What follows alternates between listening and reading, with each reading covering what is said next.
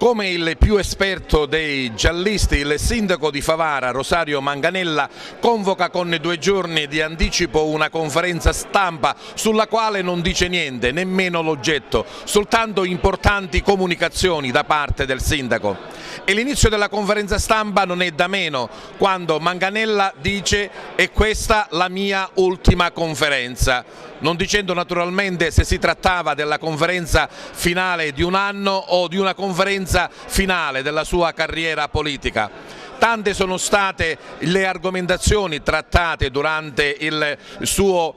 esprimersi alla stampa, tante le riflessioni, fino al punto da far pensare a tutti alle dimissioni. Ma non sarebbe stato un bel giallo se non il finale poteva dare un assassino, ovvero un argomento diverso. Altro che dimissioni, Manganella propone e rilancia e riparte sulla scia del metano, e questa la novità: il finanziamento della compartecipazione alla spesa della metanizzazione di Favara, che darà il via finalmente, dopo circa 10 anni dal suo inizio, al project financing per dotare Favara del metano. A scuola di chi? Di Agatha Christie, sindaco Manganella? Ma devo confessare una cosa: io non ho mai letto un giallo nella mia vita, perché non mi piaceva leggere i libri gialli, di cui erano invece avvezzi moltissimi miei amici, e quando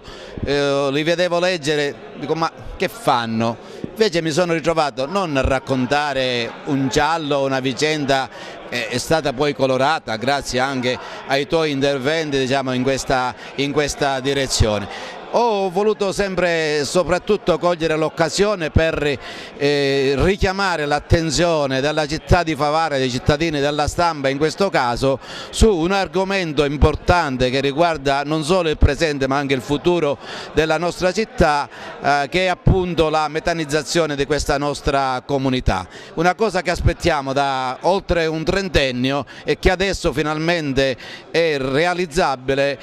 visto che noi ci siamo collocati al 3° posto nella graduatoria nazionale approntata dal Ministero per lo Sviluppo Economico, e addirittura con una maggiorazione rispetto a quello che era previsto inizialmente per quanto riguarda l'intervento pubblico, e cioè dire, inizialmente era previsto il 35%, adesso il Ministero ci ha dato il 46%, 11 punti in più significa altri 2 milioni in più che vengono ad aggiungersi a quelli che inizialmente potevano essere dati al nostro comune. Un fatto sicuramente importante